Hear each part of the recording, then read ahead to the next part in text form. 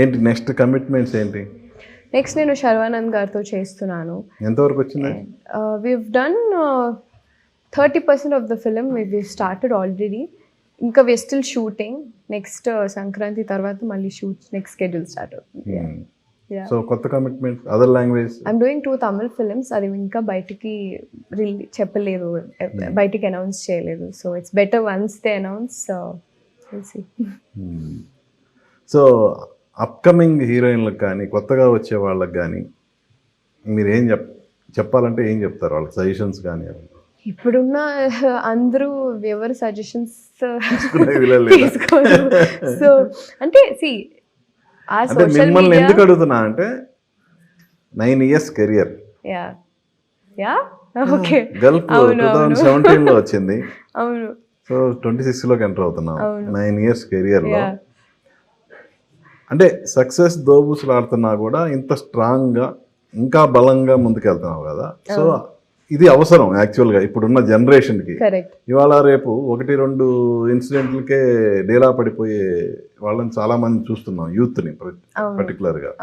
So అందుకని వాళ్ళకి ఒక మోరల్ సపోర్ట్గా ఉండాలంటే ఏం చెప్తారు? అంటే నేను మీకు ఇందాక చెప్పినట్టు లక్, హార్డ్ వర్క్, తర్వాత బ్యాక్లాష్, జనాలు ప్రతి ఒక్కరికి ఒపీనియన్స్ ఉంటాయి. ప్రతి ఒక్కరు మిమ్మల్ని డౌన్ చేయడానికే చూస్తారు.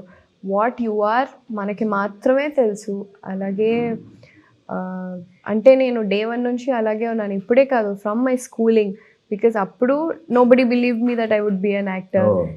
So even today people will be always surprise with me. That's what I feel.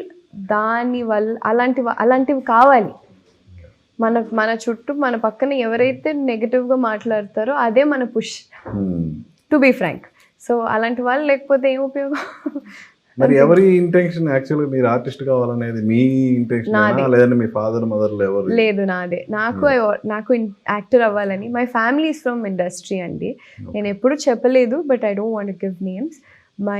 But anyways today my grand father is Dasari Narayana Rao గారు. చాలా మందికి తెలీదు. సో అండ్ మై నానమ్మ ఇస్ ప్రభ గారు. ఆవిడ ఓల్డ్ టైమ్ యాక్టర్. ఆవిడ సో దానవీర సూరకర్ణ. సో అంటే ఎవ్రీబడి.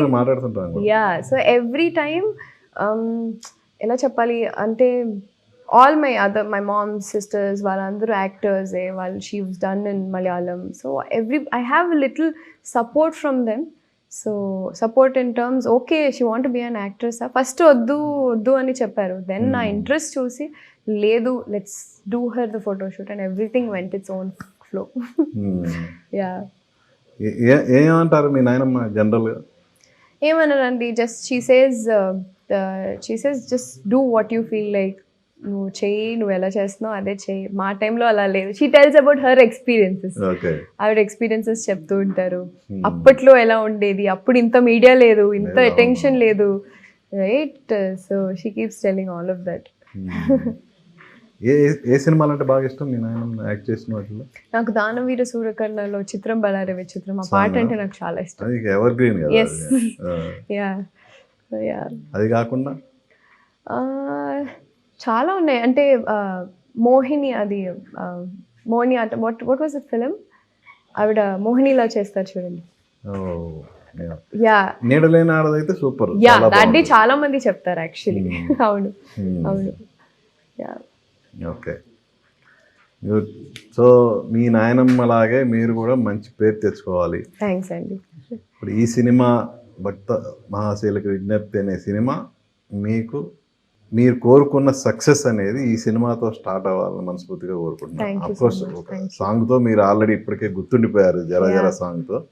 బట్ సినిమా పరంగా కూడా ఒక తెలుగు అమ్మాయిగా ఒక తెలుగు టైటిల్, అద్భుతమైన తెలుగు టైటిల్తో వస్తున్న ఈ సంక్రాంతి అనేది మీ జీవితంలో కూడా సంక్రాంతి వెలుగులు నింపాలని మనస్ఫూర్తిగా కోరుకుంటున్నాను. All the best. చూసారు కదండి, డింపుల్ హైత్తో మన స్పెషల్ చిట్ చాట్. మళ్ళీ మరో గెస్ట్తో మీ ముందుకు వస్తాను. మీ ఎన్ఎస్ఆర్ సైనింగ్ ఆఫ్. చూస్తూనే ఉండండి ఏబిఎన్ ఆంధ్రజ్యోతి.